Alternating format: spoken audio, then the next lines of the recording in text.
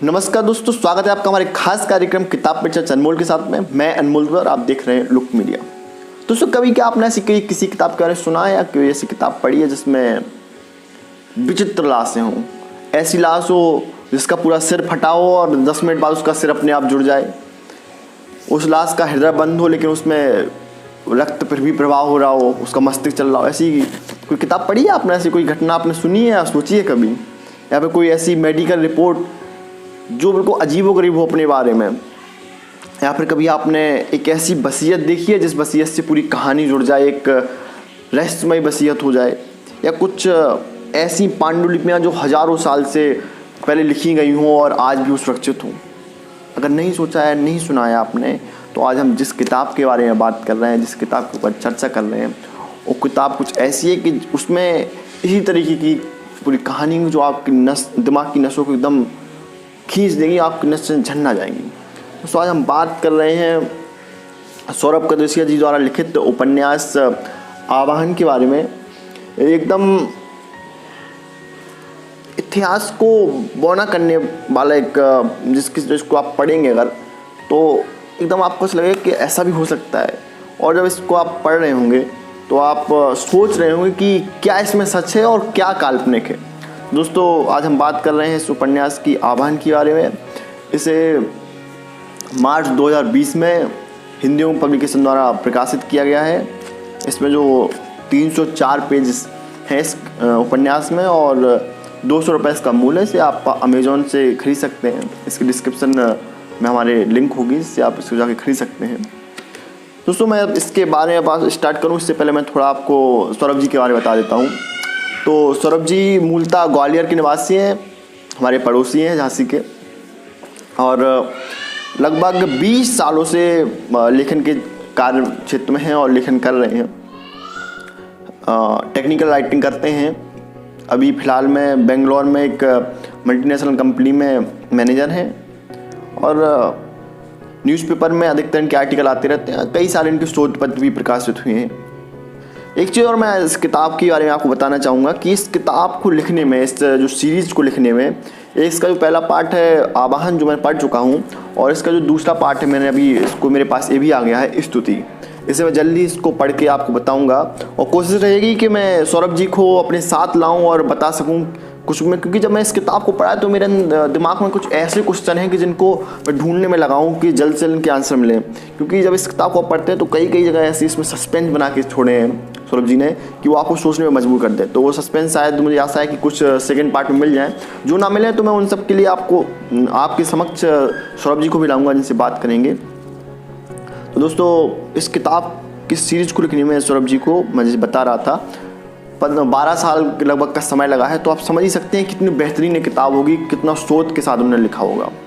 दोस्तों, अब हम इसकी कथानक की बात करते हैं, लेकिन उससे पहले मैं एक आपको और बात बता दूँ। इसकी कथा वस्तु की बात करूँ, एक ऐसी किताब है कि पहले तो आपको जब आप इसके 2-4 पेज पढ़ेंगे तो आपको ऐसा लगेगा कि बहुत बोरिंग किताब है। क्या इसमें पुरातन मुमुक्षुओं और साक्षियों को दिखा दिया गया है? क्या सौरभ जी क्या दिखाना चाह रहे हैं? तब आपको वो लगेगा। लेकिन जहाँ से इस किताब को आप थोड़ा आगे पढ़ेंगे, इसमें एक अध्याय प्रोटोकॉल, जैसे आप उस अध्याय को पढ़ना शुरू करेंगे तब आपको समझ में आएगा कि ये कहानी क्या है।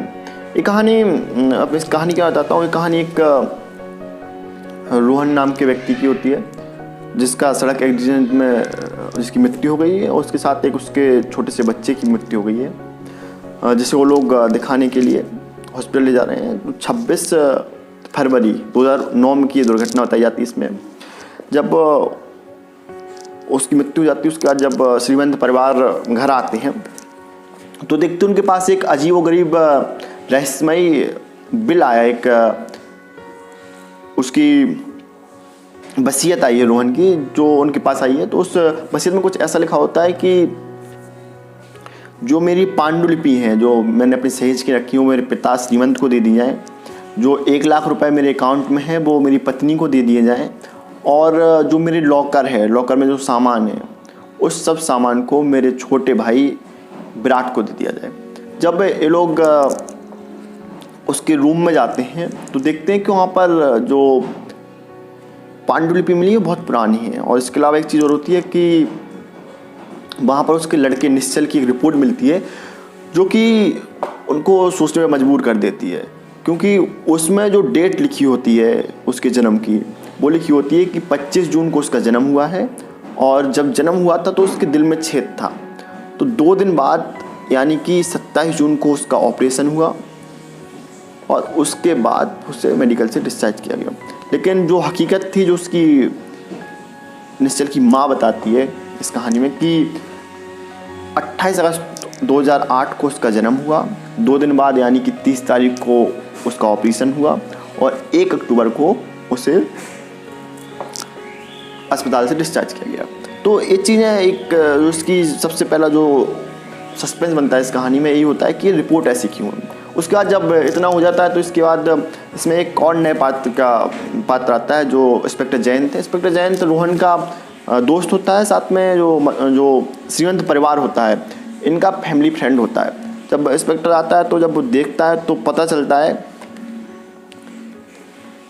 कि जो एक सच सामने आता है कि जो रोहन था वो कई सालों से अपने कमरे में एकदम अकेला अकेला रहता है और किसी से ज़्यादा बात नहीं करता है, और ये सब चीज़ें जब समझ में आती हैं तो उसने अपनी नौकरी भी छोड़ दी है। कई सालों से वो जॉब पे नहीं जा रहा था, लेकिन फिर भी वो घर से रोज़ जाता था, तो कहाँ जाता था, ये सब सवाल सामने आ जाते हैं। तभी उसमें एक और जो इन सब चीज़ों की जांच करने के लिए डॉक्टर मजूमदार उसमें आते हैं। इसी बीच एक और दुर्घटना होती है, सड़क दुर्घटना 24 मार्च को। तो उसमें एक मृत्यु होती है, तो जैसे जिस लाश को देख के एकदम से जयंत परेशान हो जाता है, क्योंकि जो लाश थी बिल्कुल रोहन की हुबहू हमशक्ल थी। जब इसे हॉस्पिटल ले जाता है वो जयंत, तो देखता है कि इसका पूरा सिर फटा हुआ है, हाथ टूट के लटका हुआ है और कई सारे घाव आए हुए हैं। लेकिन जब मजूमदार के पास ले जाता है कि चेक कीजिए इसमें क्या है, इसकी चेहरा क्यों मिल रहा है, तो ये लाश ऐसी अजीब गरीब थी कि अपने आप इसका सर जो फटा सर था जुड़ जाता है, हाथ जो टूट के लटक रहा था वो सही हो जाता है, और अपने आप को रिकवर करने लगती है। इसका हृदय बंद होता है, लेकिन फिर भी इसके अंदर रक्त प्रवाह हो रहा होता है, मस्तिष्क चल रहा होता है, जो कि असंभव है कि अगर आपका हृदय बंद हो जाता है तो खून प्रवाह नहीं होगा, लेकिन इस लाश में हो रहा होता है। उसके बाद डॉक्टर मजूमदार उसे एक रियलिटी टेस्ट दिखाते हैं, उसके पैर पे एक छोटा सा कट लगाते हैं। कट लगाने के बाद देखते हैं कि उससे खून बाहर आने लगता है और धीरे धीरे वो घाव भर जाता है। तो इस अजीब गरीब लाश को देख के दोनों परेशान हो जाते हैं। फिर जब चूंकि उसका चेहरा रोहन से मिल रहा था, तो अब सवाल आता है कि इसका डीएनए टेस्ट कराया जाए।